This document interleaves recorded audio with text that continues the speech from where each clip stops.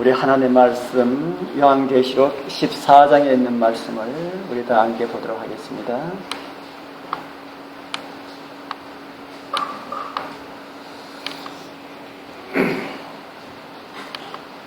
요한계시록 14장 1절부터 있는 말씀을 우리 같이 읽겠습니다.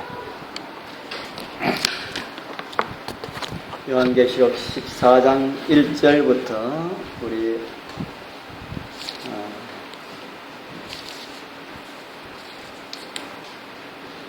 5절까지 같이 읽겠습니다. 또 내가 보니 보라, 어린 양이 시온산에 섰고 그와 함께 14만 4천이 있었는데 그 이마에 어린 양의 이름과 아버지의 이름을 쓴 것이 있도다. 내가 하늘에서 나는 소리를 들으니 많은 물소리도 같고 큰 내성도 같은데 내게 들리는 소리는 거문고 타는 자들의 그 거문고 타는 것 같더라. 저희가 보좌와 내 생물과 장로들 앞에서 새 노래를 부르니 땅에서 구속함을 얻은 14만 4천인 밖에는 능히 이 노래를 배울 자가 없더라. 이 여자로 더불어 더럽히지 아니하고 정절이 있는 자라. 어린 양이 어디로 인다든지 따라가며 사랑 가운데서 구속을 받아 처음 익은 열매로 하나님과 어린 양에게 속한 자들이니 그 입에 거짓말이 없고 흠이 없는 자들이더라. 아멘.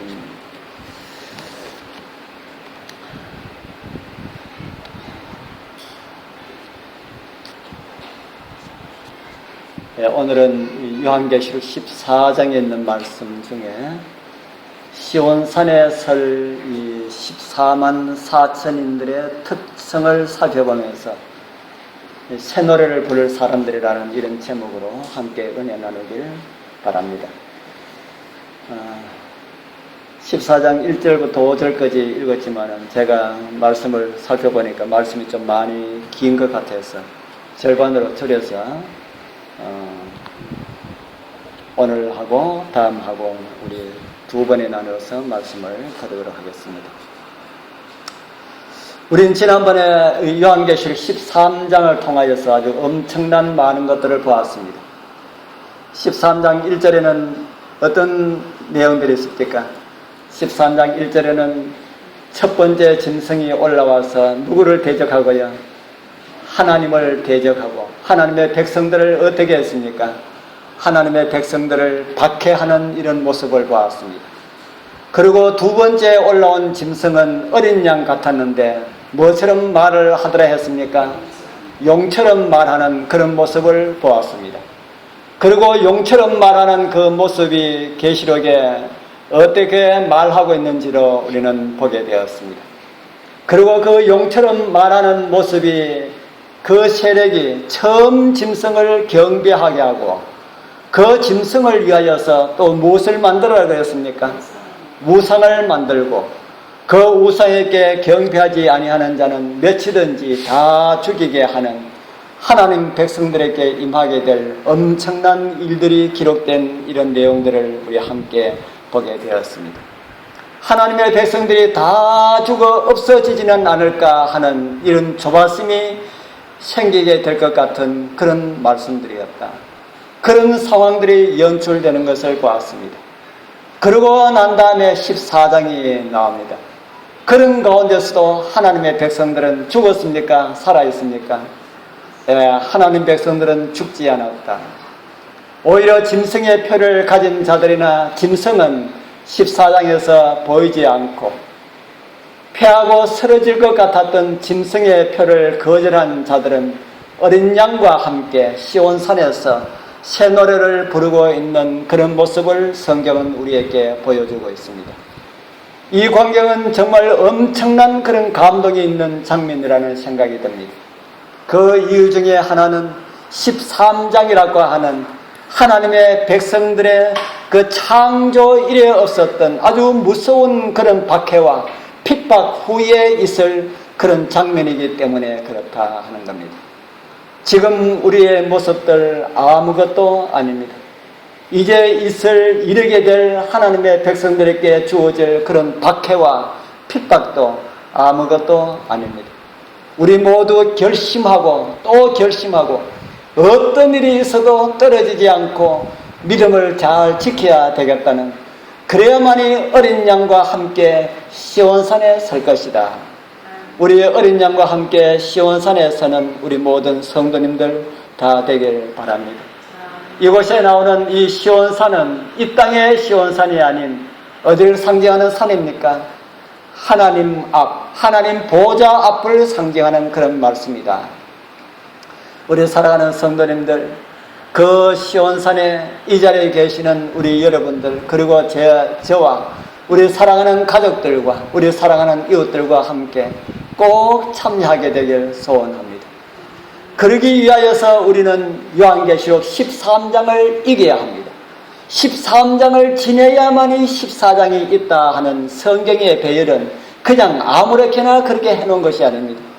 우리가 13장을 이기고 짐승의 표를 꼭 이겨야 한다. 그래야만이 우리는 14장에서 시온산의 어린 양과 함께 설 수가 있다. 이렇게 성경은 우리에게 보여주고 있습니다. 어떻게 하면 그 짐승의 수를 이기고 짐승의 표를 이기는 그런 삶이 될까? 그 답변이 오늘 요한계시록 14장을 통하여서 우리에게 가르쳐 주고 있다는 그런 사실은 놀라운 일이 아니라 할 수가 없다는 생각이 듭니다. 요한계시록 14장은 그러한 하늘 시온산에 이르게 될 백성들의 특징을 우리에게 보여주고 있습니다. 우리와 함께 그곳에 서는 그런 연습을 할 수 있는 그런 복된 시간 되길 바랍니다. 새 노래를 부를 사람들은 어떤 사람들일까? 우리 여러 가지 많은 내용들이 있지만 오늘 한 두 가지만 오늘 살펴보도록 하겠습니다. 그 첫 번째가 그들은 하나님의 이름과 어린 양의 이름이 있는 백성들이다 하는 겁니다. 14장 1절 아까 우리가 읽어보았지요. 또 내가 보니 어린 양의 시온산에 섰는데 그와 함께 14만 4천이 섰는데 그 이마에 누구의 이름이 있더라 그럽니까? 예, 그 이마에 어린 양의 이름과 그 아버지의 이름을 쓴 것이 있도다. 이미 하나님의 인에 대해서 말씀을 드릴 때에 우리 많은 부분 그런 우리 말씀을 나눈 이런 제목이다 하는 생각이 듭니다. 그러나 그때 드린 말씀 하나님의 인이 무엇이더라라는 이 말씀 외에 다른 내용들을 좀 살펴보고자 합니다. 그들은 하나님과 그 이마에 하나님의 이름과 어린 양의 이름이 있다는 그 의미는 그들은 하나님과 어린 양을 닮은 사람들이다라는 이런 말입니다. 하나님의 인에 대해서 말씀을 드릴 때에 이는 안식일과 관련 있는 그런 말씀이었다.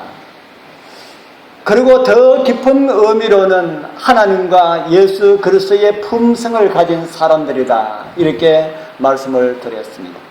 바로 시온산에 설 그들의 이마에 있는 이름, 하나님을 향하는 고정된 품성, 예수님과 같은 품성을 가진 자라는 그런 말씀의 의미임을 성경은 우리에게 가르쳐주고 있습니다. 이름은 그 이름이 가지고 있는 많은 것을 우리에게 보여주고 있습니다. 특별히 성경에 나타난 그 이름의 의미는 그 이름의 주인의 품성을 나타내주는 그런 의미로 많이 우리에게 보여주고 있습니다.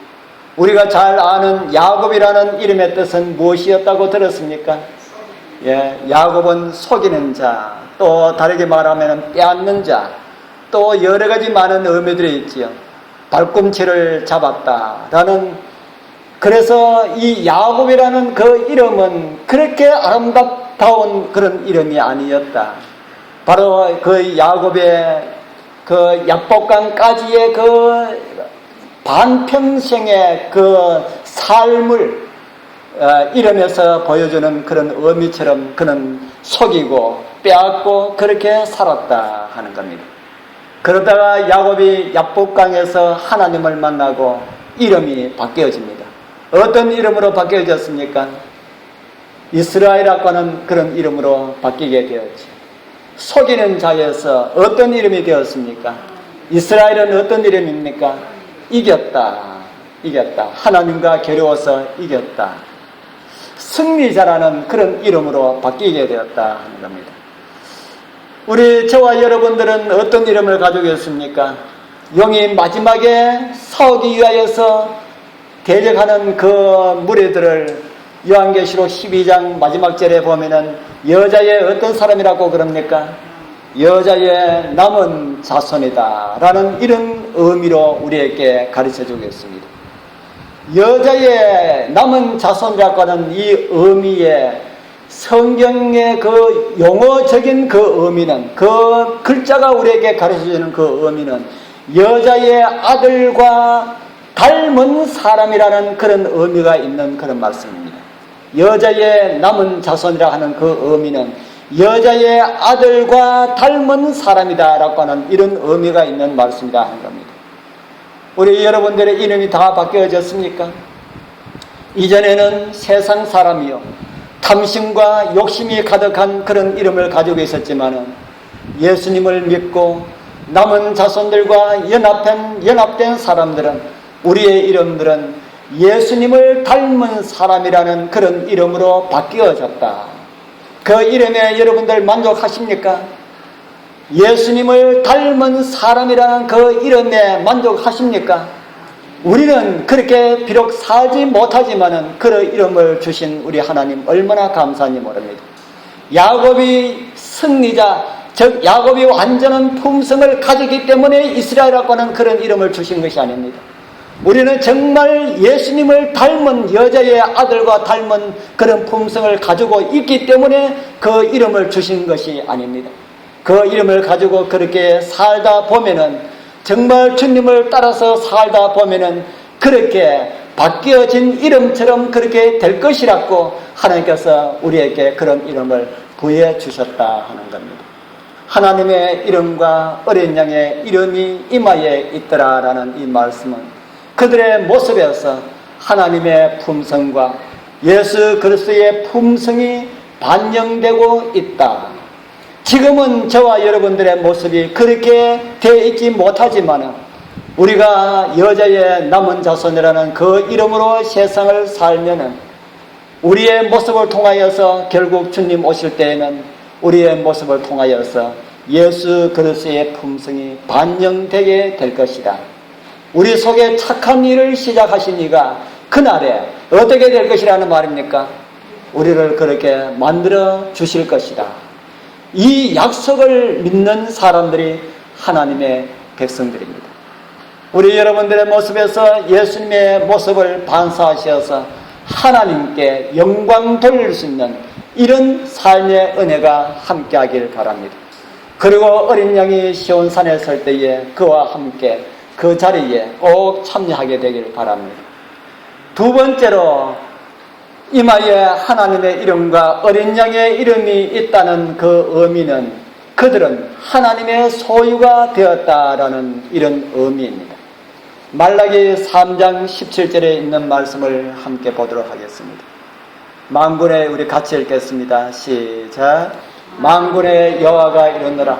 내가 나의 정한 날에 그들로 나의 특별한 소유를 삼을 것이요 또 사람이 자기를 섬기는 아들을 아낌같이 내가 그들을 아끼리니. 아멘.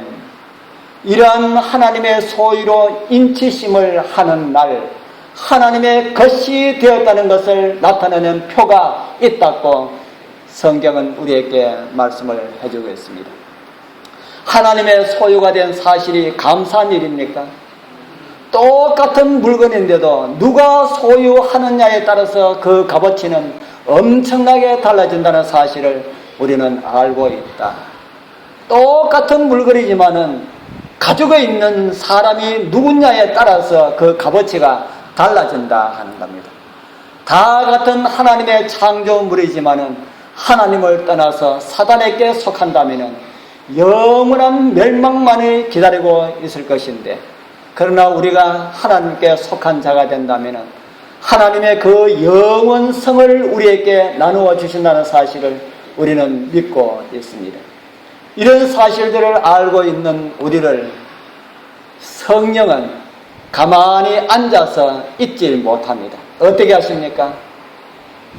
오늘 우리로 하여금 예수님의 품성을 반사할 백성으로 선택된 백성을 위하여서 성령께서는 가만히 있지 못하고 운동하신다 하는 겁니다.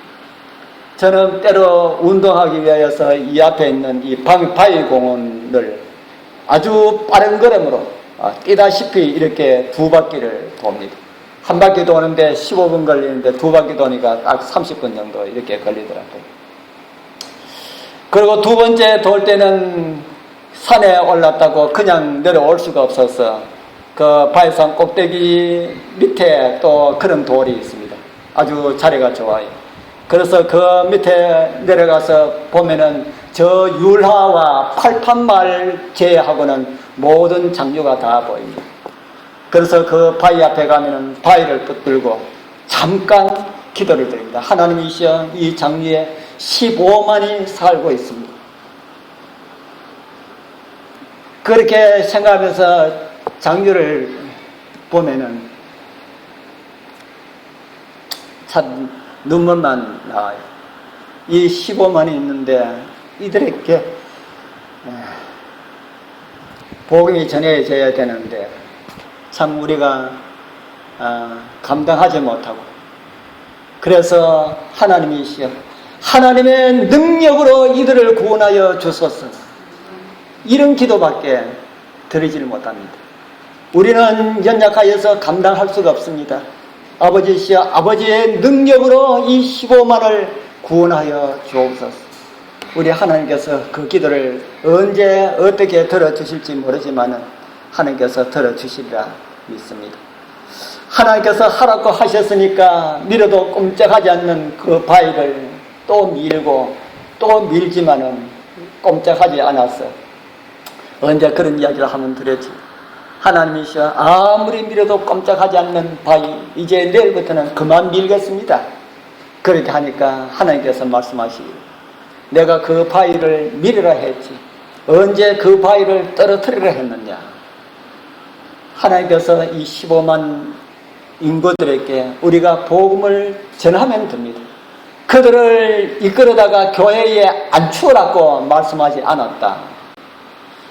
우리는 복음을 전하고 난 다음에 그 다음에 일은 하나님께서 하십니다.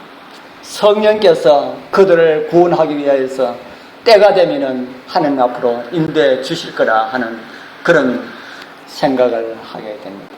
결과가 그런 것을 알지만은 우리는 결과가 적으면은 낙심되고 힘이 빠질 때가 많이 있습니다. 그래도 우리는 연약하나, 우리는 다 연약하지만은 우리는 누구의 것들입니까? 우리는 다 하나님의 것이다. 비록 연약하고 부족하고 정말 우리의 모습을 통해서 이 장류의 복음도 못 전하고 이 자리를 채울 수가 없다 할지라도 우리는 하나님의 것이다라는 이 사실 하나만으로 감사하게 되기를 바랍니다. 더 많은 것 주지 않아도 우리같이 천한 것을 하나님의 것으로 삼아 주신 것, 이것으로 인하여서 감사하게 되길 바랍니다.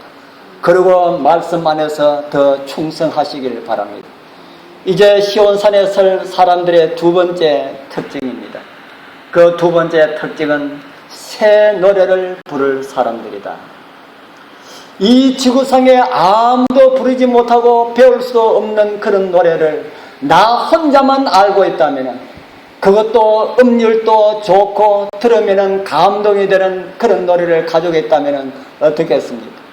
이 세상에 아무도 못 부르고 배우지도 못하는 그런 노래가 나 혼자만 알고 있는데 부르면은 수많은 사람들이 감동을 받고 듣기를 좋아한다면 어떻게 되겠습니까? 아마 방송국에서 많이 찾아올 겁니다. 우리하고 계약하자 하고. 바로 시온산에 설 사람들이 바로 그런 사람들이다. 그렇게 성경은 말합니다. 요한계시록 14장 3절 우리 같이 읽어보겠습니다. 저희가 시작. 저희가 보좌와 내 생물과 장로들 앞에서 새 노래를 부르며 땅에서 구속함을 얻은 14만 4천인 밖에는 능히 이 노래를 배울 자가 없더라. 이곳에 계시는 우리 모든 성도님들 다 이 무리 속에 참여하게 되길 축복합니다. 그런데 성경을 자세히 살펴보면은 이 구원의 노래, 경림의 노래를 이미 불렀던 사람들이 성경에 나옵니다. 누가 불렀을까요? 우리 출애굽기 15장 1절부터 3절에 나오는 이곳에 나오는 사람들이 이미 이 노래를 불렀습니다. 같이 한번 읽어보겠습니다. 이때에 시작. 이때에 모세와 이스라엘 자손이 이 노래로 여호와께 노래하니 일렀으되 내가 여호와를 찬송하리니 그는 높고 영화로우시며 말과 그 탄자를 바다에 던지셨음이로다. 여호와는 나의 힘이요 노래시며 나의 구원이시로다. 그는 나의 하나님이시니 내가 그를 찬송할 것이요. 그 뒤에는 제가 하얗게 제가 못했네요. 이 노래는 누가 언제 불렀던 노래입니까? 모세와 이스라엘 백성들이 어디를 건너고요? 홍해를 건너고 난 다음에 불렀던 감격의 노래였습니다. 이런 노래를 블레셋 사람들이 부를 수 있습니까? 없습니다. 애굽 사람들이 이 노래를 부를 수 있을까요? 없습니다. 오히려 그들에게는 심판과 멸망의 노래만 부르게 될 것이다. 다시 하늘에서 이런 노래를 부르는 이들의 모습이 성경에 나타나지요. 출애굽기 15장은 모세의 노래, 구원의 노래가 나오고 요한계시록 15장은 어린 양의 노래, 모세의 노래가 나옵니다. 요한계시록 15장 2절 3절 또 같이 한번 읽어보겠습니다. 또 시작. 또 내가 보니 불이 섞인 유리바다 같은 것이 있고 짐승과 그의 우상과 그의 이름의 수를 이기고 벗어난 자들이 유리바닷가에 서서 하나님의 검은고를 가지고 하나님의 종 모세의 노래 어린 양의 노래를 불러 가로되 주 하나님 곧 전능하신 이시여 하시는 일이 크고 기이하시도다. 만국의 왕이시여 주의 길이 의롭고 참되시도다. 아멘. 아까 불렀던 그 홍해가에서 불렀던 그 노래하고 이 노래하고의 두 노래를 제목을 붙인다면 어떤 제목을 붙이면 좋겠습니까? 두 노래를 제목을 붙인다면 이미 성경에 제목이 다 나와 있습니다. 하나님의 능력과 구원하심을 찬미하고 있습니다. 그래서 하늘 바닷가에서 부르는 노래의 제목을 모세의 노래, 어린 양의 노래라 그렇게 제목이 그렇게 나와 있습니다. 홍해가에서 불렀던 그러한 노래를 그 경험의 노래를 다시 부르게 될 것이다. 홍해를 건너서 구원받은 그 백성들이 불렀던 그 감격의 노래를 우리가 하늘에서 그 같은 노래를 부르게 될 것이다 하는 겁니다. 우리 여러분들이 홍해 바닷가에 서 있다고 한번 상상을 한번 해보십시오.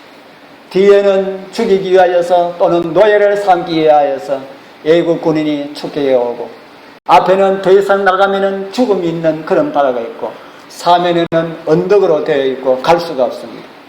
이런 상황을 가지고는 절망적인 이런 상황이라 그러죠. 바로 그럴 때에 하나님께서 바닷길을 이으셨습니다. 그것도 바다 가운데 갈라져서 마른 땅이 되도록 하나님께서 이스라엘 앞에 아스팔트를 깔았다 하는 겁니다. 우리 성경을 자세히 읽어보면 그런 땅입니다. 아스팔트를 깔았다. 노약자들도 아주 쉽게 갈 수 있는 이런 아주 편안한 이런 길을 깔았다. 아스팔트보다는 요즘 길 이렇게 다니면 푹신푹신한 길, 그 길이 더 좋으네. 아마 그런 길을 깔았을 것입니다. 어떤 사람도 갈 수가 있는, 구름마도 갈 수가 있고 노인들도 쉽게 갈 수 있는 그런 길, 자동차도 갈 수 있는 이런 길을 하나님께서 깔아주셨다. 그런데 똑같은 그 길이지만은 애굽인들에게는 모래사장 길이었다. 가니까 바퀴가 빠지고 갈 수 없는 이런 길이었다. 바퀴가 제대로 구르지 못하는 그런 길이었다. 이런 모습들을 이스라엘은 보고 건넙니다. 뒤에 그 구름 기둥이 가려져서 잘 보이지 않았지만 그래도 한 번씩 이렇게 볼 수가 있었을 겁니다. 이스라엘 백성들에게 보여줬을 겁니다. 바퀴들이 모리에 빠져서 잘 구르지 못하는 이런 모습들을 보았을 것입니다. 좌우에 그들을 죽일 것 같았던 그 바닷물은 보혜의 벽이 되었고, 그래서 그들은 안전하게 그렇게 건넜습니다. 이제 다시 바닷물이 합쳐지고 그들을 괴롭혔던 애국 군인들은 다 시체가 되어서 물 위로 떠오릅니다. 바로 그럴 때에 이스라엘 백성들이 불렀던 그 노래가 모세의 노래였다. 우리 여러분들도 그런 경험 해보셨습니까? 앞으로 봐도 절망이고, 뒤로 봐도 절망이고, 옆으로 봐도 아무것도 보이지 않고, 그럴 때에 주님의 말씀만을 의지하고 홍해를 건넜던 그런 경험들, 그런 경험들 속에서 나온 노래가 우리가 부르게 될 새 노래다 하는 겁니다. 옛날에 저희들은 매일 지금까지 계속 어렵게 살았습니다. 지금도 어렵지만 우리 외간에 있을 때에 참 어렵고 힘들었는데, 한 번은 제가 일 나갔다 집에 오니까 우리 정금재 집사가 하는 말이 홍해가 갈라졌어요. 그렇게 얘기해요. 홍해가 갈라졌어요. 참 저희들 그런 경험들 참 많이 했습니다. 참 어렵고 아무리 봐도 답답해서 도저히 꼼짝할 수 없을 그럴 때마다, 사람의 어떤 방법이 없을 때 그때마다 꼭 하나님께서 이 홍해를 열어서 건너게 하시는 이런 경험들을 하게 됩니다. 바로 그런 경험들이 마지막에 하나님의 백성들이 경험하게 될 그런 노래다 하는 겁니다. 이제 우리가 경험할 그런 일들은 요한계시록 13장을 통해서 우리에게 아주 자세하게 잘 보여주고 있습니다. 강제로 짐승을 섬기라는 이런 법령이 공포되고요, 이제는 죽어도 죽여도 좋다는 사형 명령이 시행이 되고요, 하나님의 백성들은 그들에게 죽지 않으려고 산으로 도망을 갑니다. 산중에서 피난처를 찾습니다. 이것은 꾸며낸 이야기가 아니고 성경이 말하는 하나님의 백성들이 걸어가야 할 그런 길입니다. 그러나 그들을 죽이기 위하여 쫓아온 자들은 산중까지 하나님의 백성들이 있는 그곳까지 쫓아옵니다. 바로 위기일발입니다. 바로 칼만 내리치면은, 아니면 총만 쏘면은 죽을 수밖에 없는 그런 위기일발, 바로 홍해가에 있었던 이스라엘처럼 그런 경험을 하게 될 것이다. 그때에 악한 무리들의 공격 명령이 떨어지고 하나님의 백성들의 얼굴은 창백한 가운데 구원을 위하여서 하나님께 부르짖습니다.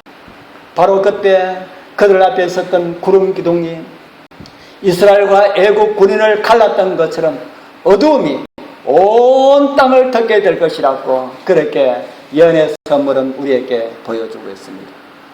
하나님을 믿는 백성들을 잡아 죽이려고 했던 그들에게 깜깜한 그런 어두움이 그들에게 임합니다. 그리고 하늘에는 십계명이 나타납니다.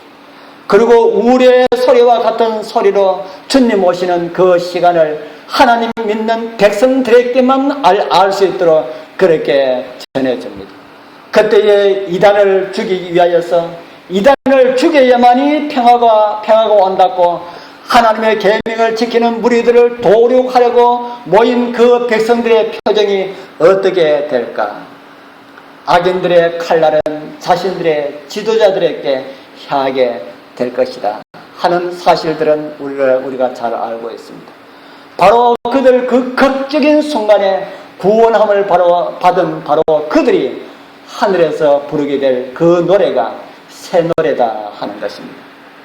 우리 여러분들 세계에서 가장 비싼 자동차 이름 혹시 아십니까? 우리 김덕환 지사님 자동차 아주 참 잘 아시던데 아실는지 모르겠어요. 이런 차 보셨는지 모르겠습니다. 세계에서 가장 비싼 차 프로세스 츄판이라고 하는 스포츠카가 세계에서 가장 비싼 차 세계에 3대면 있다고 합니다. 가격이 우리나라 돈으로 360억 원. 좀 비쌉니까? 왜 비싼 차를 사람들이 살까?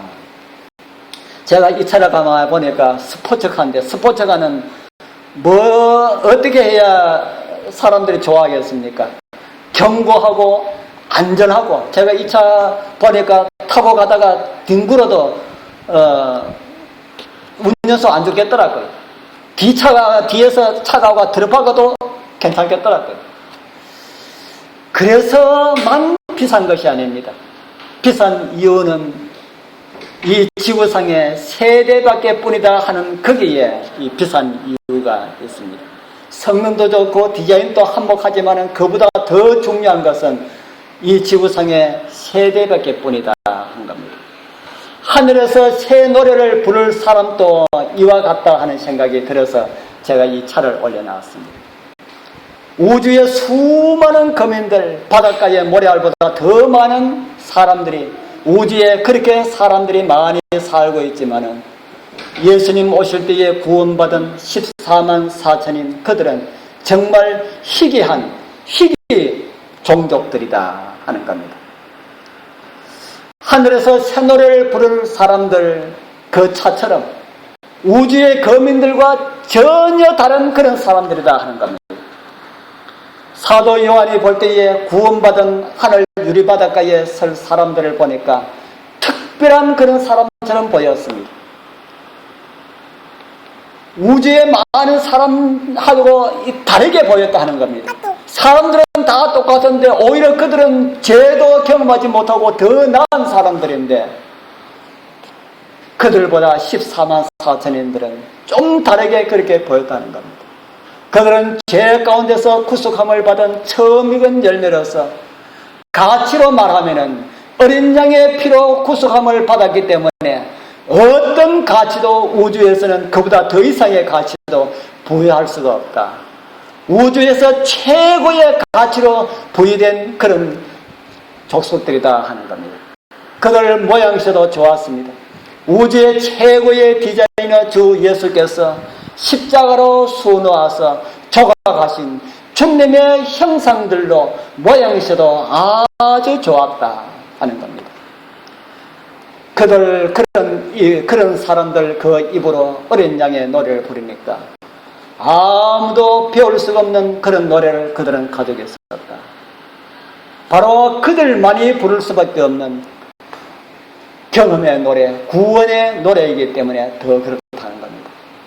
이 세상에 수많은 사람들이 살고 있지만, 우주에 수많은 사람들이 살고 있지만 아무도 부를 수가 없고 그들만이 14만 4천인 그들만이 부를 수밖에 없는 그런 존재들이기 때문에 그 노래를 한번 들은 사람들을 어떻게 했습니까? 노래 너무 감동적이기 때문에 우리 한 번 더 들었으면 좋겠다. 그러면은 우주에서 이제 초청을 하는 겁니다.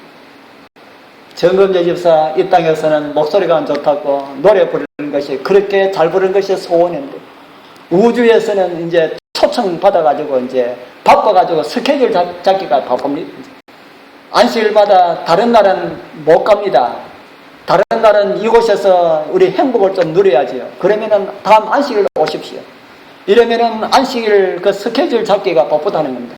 그 새 노래, 구원의 노래, 경험의 노래, 그 예수님 재림하셔서 하늘 유리바닷가에서 들었던 그 한 번 들었던 그 노래를 다시 듣기를 원하는 우주의 많은 거민들이 그렇게 듣기를 원하게 될 것이다. 그래서 지구상에서 구원받은 그 사람만큼 값진 그런 존재들이 우주에는 없다 하는 겁니다. 우리 사랑하는 성도님들, 우리가 구원받아서 하늘에 가면은 우리가 그 자리에 참여하게 될 것이다 하는 겁니다. 그 귀한 자리에 아버지의 보좌 앞에서 불이 섞인 유리 바다 위에서 부르는 그 아름다운 노래에 우리 사랑하는 성도님들 꼭 참여하시는 우리 여러분과 제가 되기를 바라면서 말씀을 마치겠습니다.